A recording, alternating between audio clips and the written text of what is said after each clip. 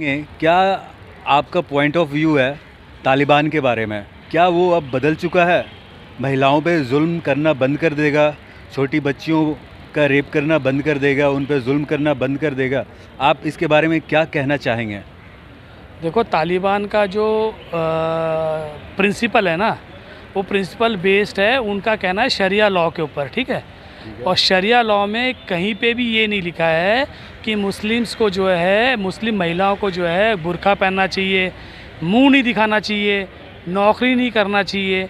इन लोगों ने अपनी कट्टरपंथी विचारों से, बिकॉज तालिबान जो है that is an offshoot spring of ISIS और ISI जो पाकिस्तान है, उनका जो देन है, समझ गए। तो इनका कुछ नहीं है, इनका सिर्फ यही है कि मुस्लिम मेन जो है they are superior to women. तो इनका कोई ये सब कहने सुनने की बातें हैं कि वो लोग जो है औरतों के ऊपर जुल्म नहीं करेंगे। अभी आपने रिसेंटली एक वीडियो देखा होगा कि एक औरत एक छोटा सा बच्चे को जो है वो क्या बोलते हैं अमेरिकन ट्रूप्स को एयरपोर्ट पे दे रही थी। तो इससे आप अंदाज़ा लगा सकते हो कितना भय है वहाँ पे। और आज के डेट में भी जितने भी लोग भाग रहे हैं, वो लोग सिर्फ वही लोग भाग रहे हैं काबुल में जो कि अफोर्ड कर सकते हैं। आप देखो, काबुल कबीला ही है, ये एक विलेज टाइप का एरिया है। पूरे बॉर्डर में इधर उधर सब पाकिस्तानियों का राज है। ये ज़िंदगी में ये लोग कभी भी लाइफ में जो है ना औरतों के ऊपर अत्याचार ख़त्म नहीं करेंगे, ये चलता रहेगा। तो क्या इंडिया को काबुल से लोगों को, अफ़गानिस्तान से लोगों को लाकर यहाँ शरणार्थी का दर्जा देना चाहिए? नहीं, बिल्कुल नहीं, वो बहुत रिस्क है। और रिस्क इसलिए है, जैसे अभी आपने देखा होगा कि इंडियन ने वीज़ा को ई वीज़ा कर दिया है, ठीक है। ई वीज़ा करने का कारण ये है कि जो वीज़ा इशू हो रहे थे वो वीज़ा चोरी हो रहे थे।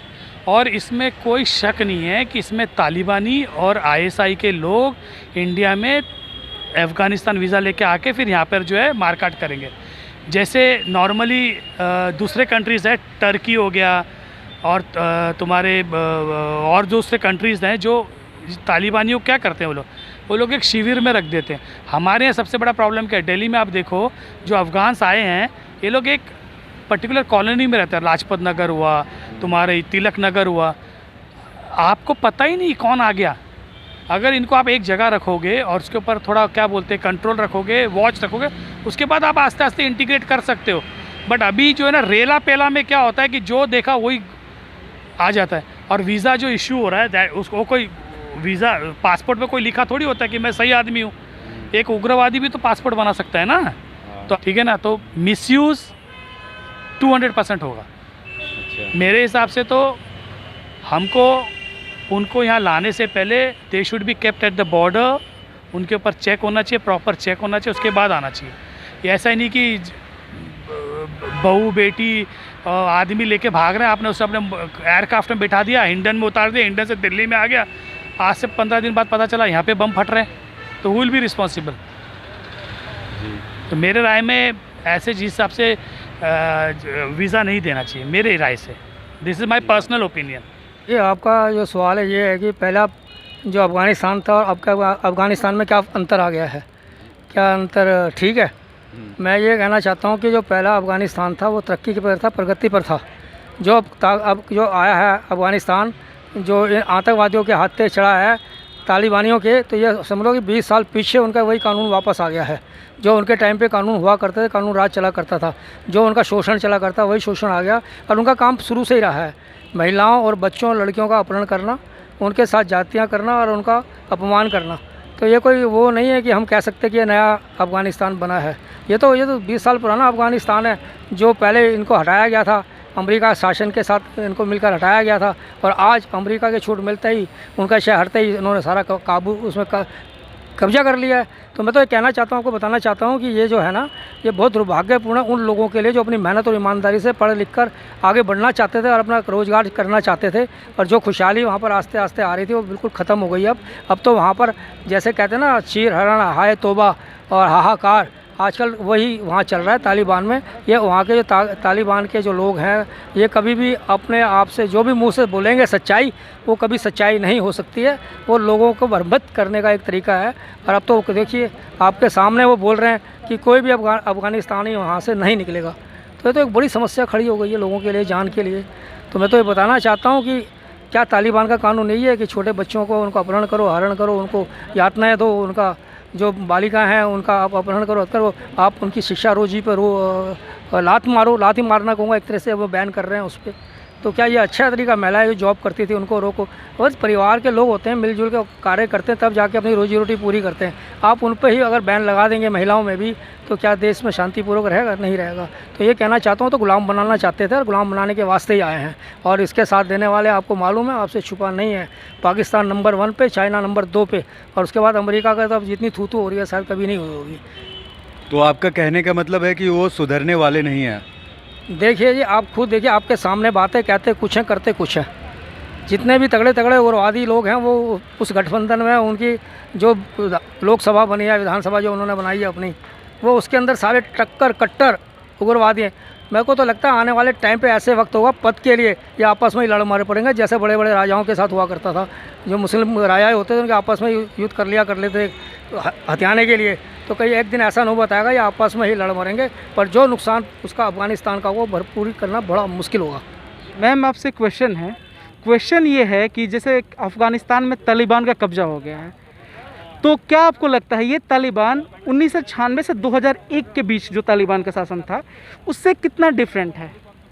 देखिए, उससे बहुत ज़्यादा डिफरेंसेस उसमें पैदा हो गए हैं, क्योंकि तालिबान ने अपने को जो है धीरे धीरे करके मजबूत करना शुरू करा, और जब उसने अपने को हर तरह से परिपक्व कर लिया, उसके बाद में उसने जो है, और उसका साथ देने वाले भी पाकिस्तान और चाइना दोनों ने उसको बहुत बड़ा सपोर्ट किया, फाइनेंशियली भी और आर्म्स एंड एम्बिशंस से भी। तब ये जा कर के आगे उठे हैं, और आगे उठ करके जो है इसने जो है सीधा अफ़गानिस्तान पे कब्ज़ा किया। अफ़गानिस्तानी लोग जो है वो इस तरह के कट्टरपंथी तो हैं, मगर वो इस तरह के नहीं हैं। वो झूठ की बुनियाद पे महल नहीं खड़ी करते हैं। वो जो भी है सीधे और सच्चे इंसान हैं, उनको सच्चापन पसंद है। और इस पे जो है इन लोगों को चाहिए था, क्योंकि उनके यहाँ काफ़ी ज़्यादा कच्चा तेल वगैरह वहाँ पर था, तो वो ये चाह रहे थे कि इस पे जो है चाइना चाह रहा था कि इस बैरल पे हम कब्ज़ा कर लें, और कब्ज़ा करके हम यहाँ से कच्चा तेल निकाल करके और वो निर्यात करेंगे, तो यहाँ पे मेरा अपना होल्ड हो जाएगा। इसलिए जो है चाइना ने उसको साथ दिया है, और चाइना ने जो है पाकिस्तान को एक मोहरा और हथियार जैसे बना के हमेशा से यूज़ करता चला आ रहा है, उसी तरह से उसने आज भी उसको यूज़ किया है। और जो कि अभी आगे तो जो है तालिबानियों के लिए, खुद के लिए वो एक घातक, चाइना जो है वो घातक बन जाएगा। और तब तालिबानियों को ये समझ में आएगा कि मैंने ये क्या किया कि अफ़गानिस्तानियों के साथ में ऐसा करके मैंने खुद अपने पैरों पे कुल्हाड़ी मार ली चाइना के साथ ले करके। तो कई अफ़गानिस्तानी जो हैं शरणार्थी जो कि भारत में शरण ले रहे हैं, तो आपको क्या लगता है जो अफ़गानिस्तान से आए हुए लोगों का क्या इम्पैक्ट होगा इंडिया पे, हमारे देश भारत पे? देखिए, सबसे पहले तो हम ये कहेंगे कि किसी भी, भारत ने बहुत शरणार्थियों को शरण दिया है, लेकिन अब भारत के ही प्रधानमंत्री को मैं खुद हाथ जोड़ करके विनती ये करूंगी कि प्रधानमंत्री जी अब बस, अब बहुत हो चुका है, अब किसी शरणार्थी को शरण मत दीजिए, क्योंकि उससे भारत के भी लोगों के ऊपर बहुत बड़ा जो है वो गलत इम्पैक्ट पड़ता है।